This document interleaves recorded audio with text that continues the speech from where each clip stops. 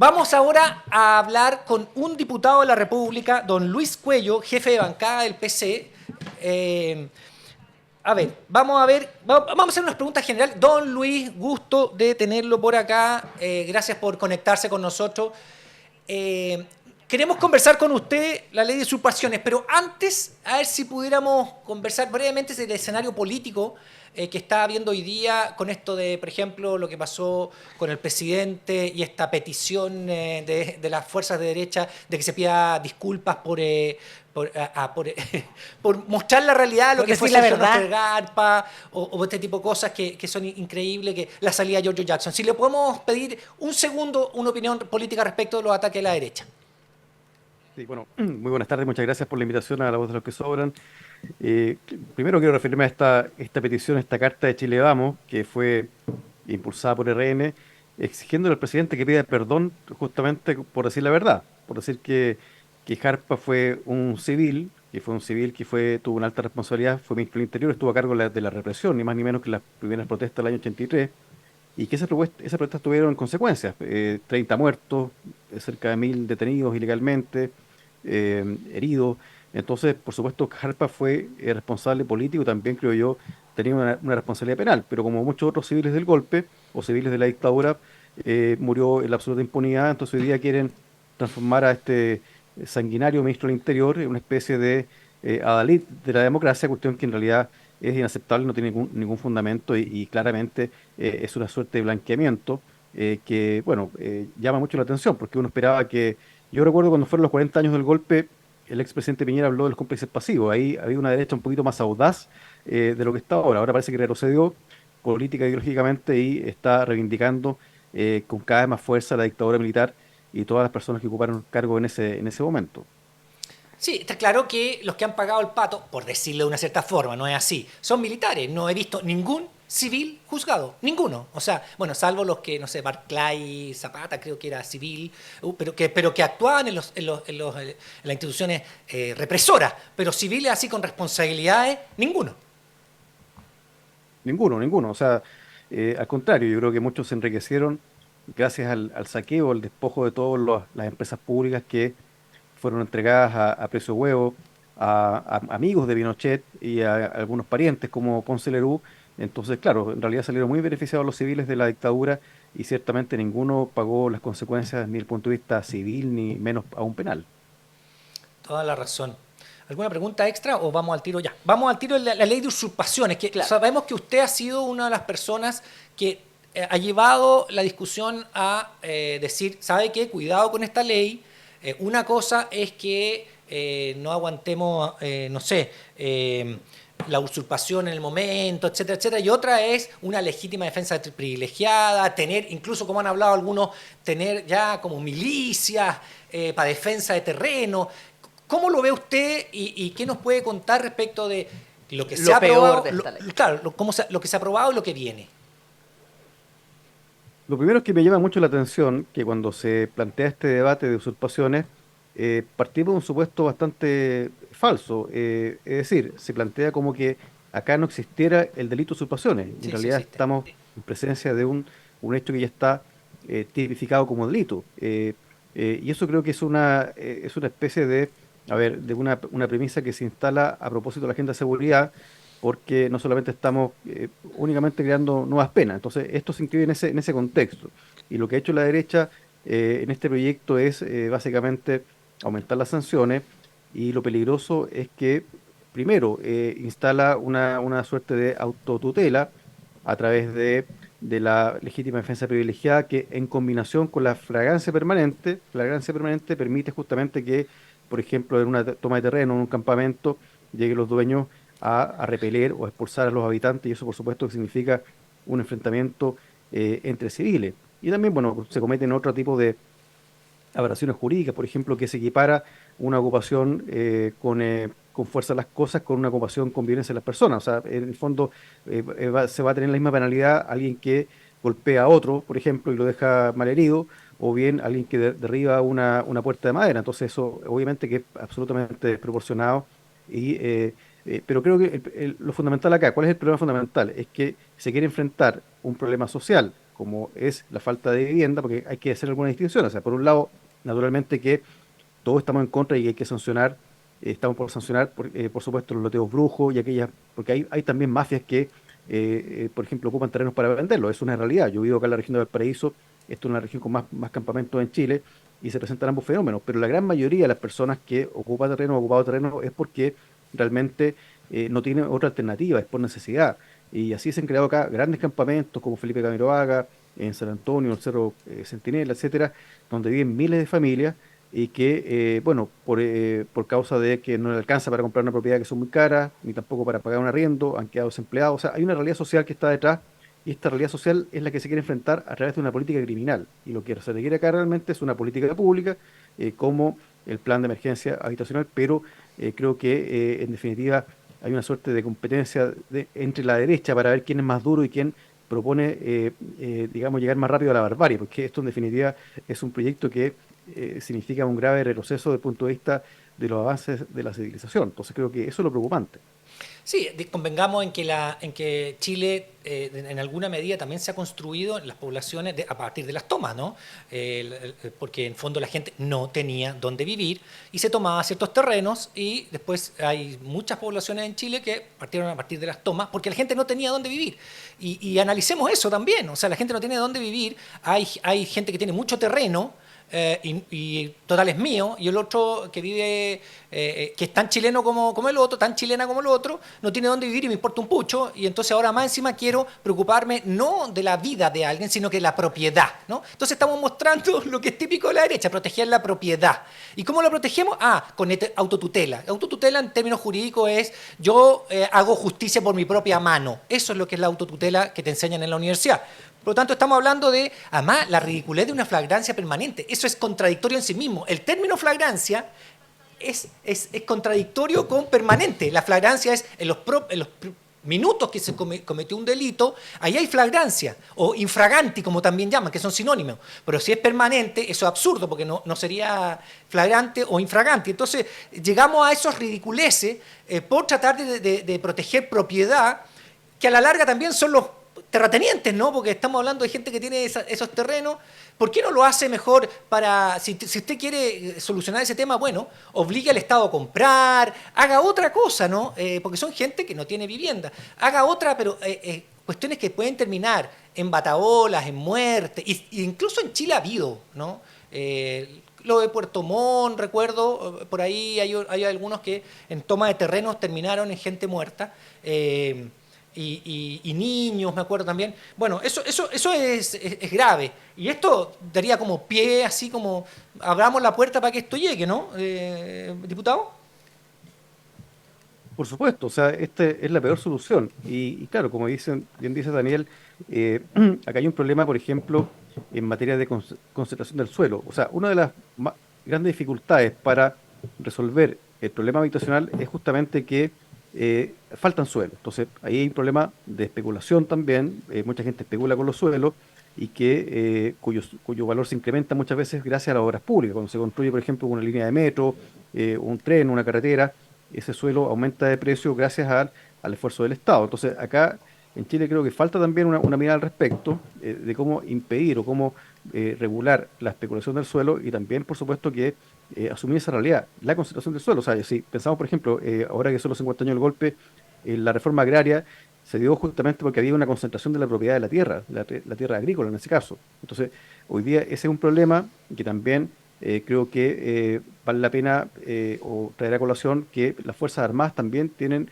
grandes extensiones de terreno y al respecto entiendo yo que hay diálogos entre los ministerios para poder, en definitiva, traspasar algunos de estos terrenos para que sean destinados a vivienda. Entonces, creo que ese es un problema que hay que atacar por ese lado, pero no así volviendo, digamos, a una especie de ley de la selva, donde cada uno puede recuperar por la vía de la fuerza, porque esa es la verdad. O sea, esto conduce a vías de hecho, a ocupar la fuerza contra otras personas, contra civiles, para, en definitiva, expulsarlos y además a dónde van. Eso es el punto. O sea, por ejemplo, acá en San Antonio hay un macro campamento donde hay cerca de 5.000 a 7.000 familias, no está claro cuánto es, pero son muchas familias donde hay, obviamente, niños, personas mayores, personas con problemas de salud, Entonces, claro, hay un fallo de la Corte de Apelaciones de Valparaíso que ordena el desalojo de ese macro campamento. Entonces la pregunta es, ¿a dónde van a ir a parar esas 7.000 familias o 5.000 familias?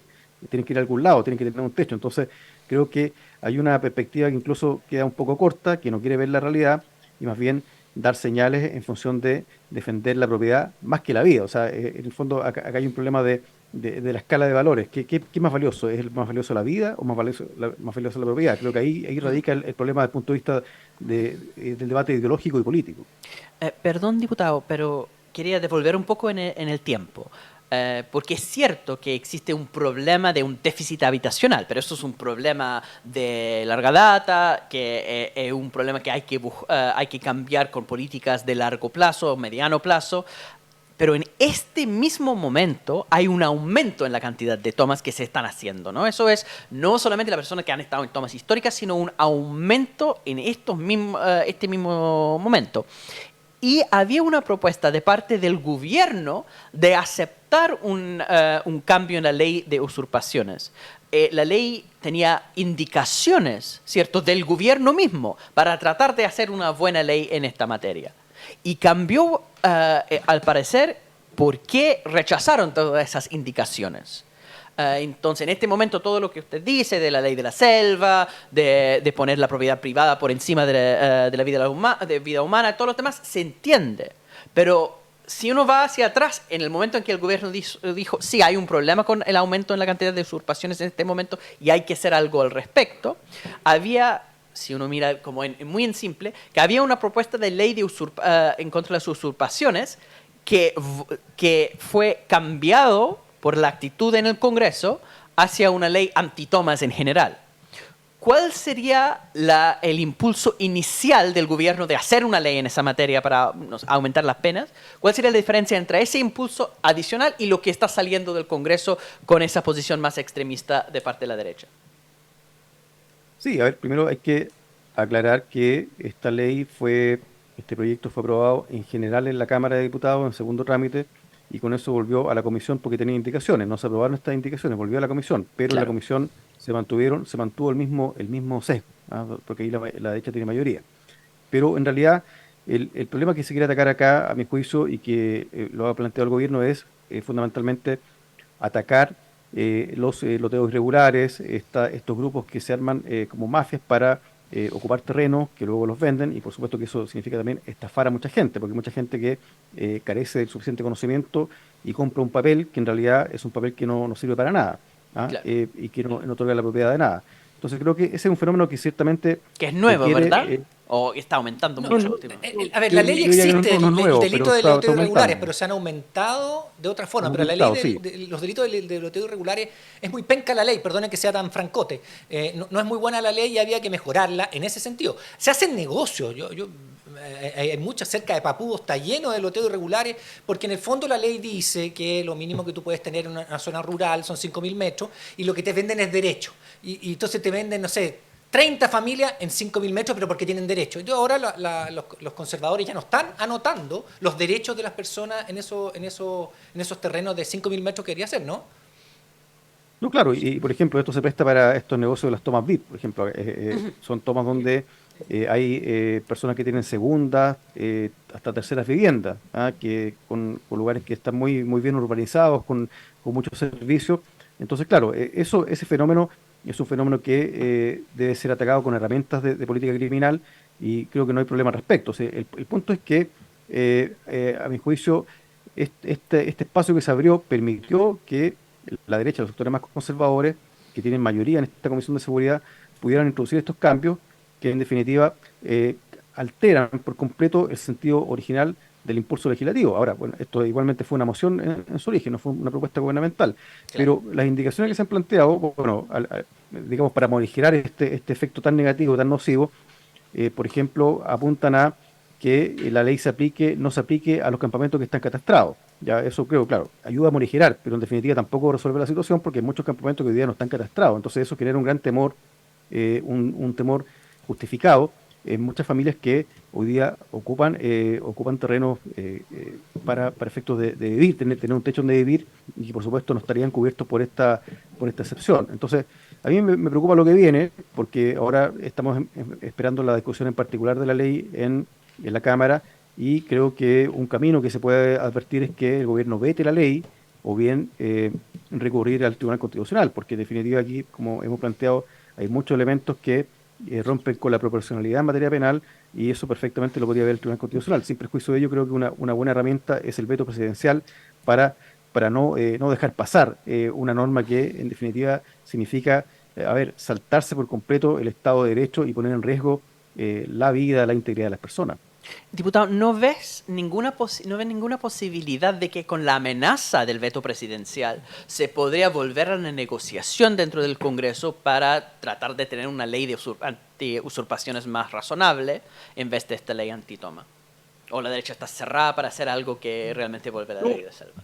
sería lo razonable, pero por lo que nosotros escuchamos en la sala, esa disposición hasta ahora no existe, no existe esa voluntad. Más bien está la voluntad de extremar el discurso, en el fondo, de criminalizar la pobreza. Sí, ese es el punto, ¿ya? Porque si uno escucha las intervenciones de la sala de los diputados de la oposición, de la gran mayoría por lo menos, son discursos muy, muy duros, muy rudos, que en definitiva, meten en el mismo saco aquel que se toma un terreno para venderlo con aquella persona que perdió el trabajo y tiene una familia con niños chicos y no tiene dónde vivir. O sea, entonces, equipara todo eso y solamente ven números, no ven realidades, no ven realidades humanas ni sociales. Entonces, hasta ahora, no, la verdad es que no he visto para nada esa disposición. Diputado, cuando asumió usted, eh, parecía ser que el gobierno tenía mayoría en la Cámara. El Senado no, pero en la Cámara tenía mayoría el gobierno. Hoy día no. Hoy día es imposible sumar y que dé una mayoría para las cuestiones más... Lo pregunto porque el PDG tenía un cierto número de votos, estaba la diputada, la abuela, estas dos personas que están en su partido, este humanista, no sé, o los que arrastró ella, y varios más que como que se fueron, bueno, no sé, los DC que se retiraron de la DC, los PPD que se retiraron del PPD. ¿Cómo está esa la proporción en la Cámara? Perdone que se lo pregunte así, pero me gustaría saberlo, porque cuando uno dijo, mira, hay mayoría en la Cámara, y ahora parece que eso está lejos. Bueno, es bien pertinente la pregunta, porque hoy día tenemos que discutir reformas importantes como la reforma de pensiones, por ejemplo, este mismo proyecto de ley. Y la verdad es que, a ver, nunca el gobierno ha tenido mayoría en la Cámara. Lo que ocurre es que acá se pactó, se hizo un acuerdo administrativo en marzo del año pasado, cuando subimos como parlamentarios, y en ese pacto administrativo participó la Democracia Cristiana, el PDG también, y bueno, después, en adelante, se fueron, se produjeron varias escisiones, separaciones de algunas bancadas. Entonces ha cambiado el panorama dentro de la Cámara, pero en definitiva yo creo que se puede construir, por ejemplo, una mayoría o una votación que permita avanzar con la reforma de las pensiones, que es una reforma que tiene con un calificado, es decir, que exige mayoría absoluta de los diputados en ejercicio. Creo que eso es posible de lograr mediante un acuerdo, y eso creo que sería un paso bastante significativo. Yo creo que las cosas han ido cambiando para bien. ¿En qué sentido? A partir del acuerdo al que llegamos hace pocos meses, cuando asumió menos un mes, Ricardo Cifuentes como presidente de la Cámara, Carmen Gers como vicepresidenta junto a Enrique Gardini. Ahí logramos un nuevo acuerdo, o más bien reconfiguramos el acuerdo administrativo, pero esa reconfiguración creo también que sirve como una señal política interesante, en el sentido que ya hay mayor disposición por parte, por ejemplo, de la Democracia Cristiana o la CDU, que son los ex demócratas cristianos, a dialogar en materia de pensiones. Yo espero que eso pueda avanzar y que exista voluntad al respecto. Vamos a ver qué hace el PDG. El PDG también ha mostrado algún tipo de voluntad, por ejemplo, para estar en la mesa técnica de pensiones. Creo que eso también eso es un hecho positivo, porque recordemos que la derecha se marginó en la primera mesa de pensiones, pero el PDG sí participó.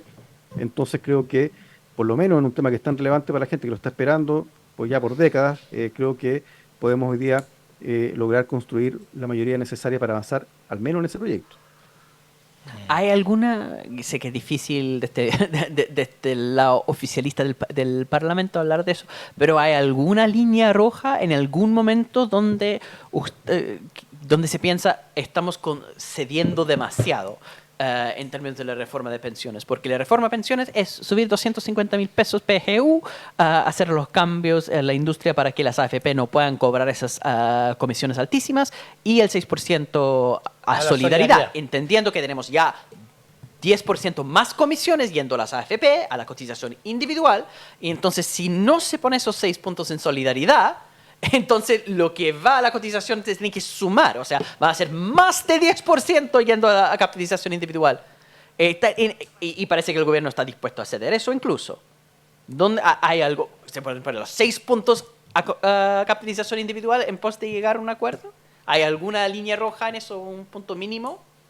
Bueno, yo participo también integro la Comisión de Trabajo, por lo tanto he estado muy cercano al debate de pensiones, y lo que ha expresado el gobierno en torno al 6%, que es un elemento clave de la reforma, porque el 6% permite construir un seguro social. Entonces yo creo que lo fundamental acá es el seguro social. El gobierno ha expresado en función de llegar a un acuerdo, atendida las mayorías, porque en el fondo esto se gana con votos, que hay una voluntad para distribuir el 6% de forma tal que vaya 4% solidaridad y 2% ahorro individual. Lo que dice la derecha hasta ahora es que quieren que vaya el 6% ahorro individual. Eso significa, en definitiva, dejar abandonados a los actuales jubilados, no entregarle nada, ninguna mejora en su pensión, y también significa tener eventualmente mejores pensiones de aquí a 40 o 50 años más. Yo recuerdo que la ministra del Trabajo de Piñera, cuando tenía un proyecto similar, plantea justamente eso, que los efectos se iban a producir en 40 años más. Entonces, esa es la realidad del ahorro individual. Gracias, por supuesto, que en definitiva la derecha lo que ha instalado acá como elemento central de la discusión es que lo que importa es la propiedad, la heredabilidad y la libertad de elegir, cuestiones que en realidad ninguno de esos tres elementos aumenta las pensiones, más bien tienen que ver con una premisa ideológica y también con una defensa acérrima de las ganancias y los intereses de las AFP. Creo que hay una relación muy estrecha entre la AFP y Chile Vamos, y eso lo vimos hace poquito cuando fueron la AFP por fin a la Comisión de Trabajo a exponer su propuesta, y su propuesta era idéntica a la propuesta de Chile Vamos. Entonces ahí ya se nota una cierta identidad y una comunidad de intereses. Pero creo que lo fundamental es, como decía, avanzar en un seguro social, porque lo que hay hoy día no es seguridad social, sino que es un negocio financiero, no más que eso. Es un negocio financiero que entrega pésimas pensiones, que desde ese punto de vista ha fracasado, pero para la AFP ha sido bastante exitoso porque han tenido ganancias multimillonarias, que son cifras verdaderamente impronunciables las que ganan todos los años. Entonces creo que en definitiva también la derecha tiene o puede sufrir un costo político si sigue bloqueando esta reforma, porque realmente a la gente le hace sentido y las AFP gozan de muy mala imagen. ¿Algún comentario que hay de nuestra gente? Sí, nosotros tenemos una comunidad que siempre está opinando, entonces leemos acá tenemos los comentarios porque acá hay mucho amor que se está expresando. Dice acá Alonso: señor Luis Cuello no es una derecha avesada, es una derecha claramente sediciosa y golpista. Pero también Andrea dice: el diputado habla súper claro. Así que un apoyo ahí. Pavlovsky Puente Alto dice: Daniel tiene razón, si no hay mayoría es difícil votar a favor de reformas, eso es la autocrítica, la lección que la izquierda se tiene que hacer. Para las próximas elecciones, votar por lista unida. Y Quique dice: leemos entre líneas, esta ley es el fin a la Araucanía. Sí, también es uno de los temas. Oiga, diputado, muchas gracias por conectarse con nosotros. Vamos a seguir en este tema, así que espero no le moleste si lo tratamos de ubicar de nuevo para que nos siga contando cómo va, porque es un tema que a nosotros nos interesa mucho. Así que muchas gracias por estar esta mañana con nosotros. Encantado, muchas gracias a ustedes. Que esté muy bien. Que esté muy bien. Muchas gracias por estar ahí. Nos vemos mañana, pasadito a las 10 de la mañana. Póngale like, comparta este programa y bueno, hoy día a las 11 de la noche puede escucharnos también o en la radio Universidad de Chile, Radios que Piensan. Chao, gracias por estar ahí. Chao. Creemos en la democracia y en los derechos humanos.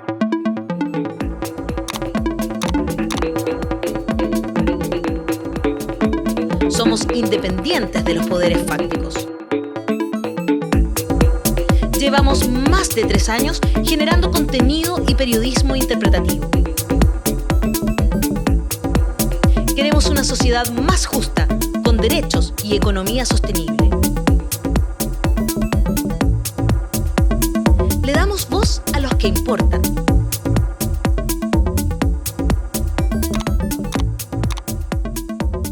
Hablamos de lo que nadie habla.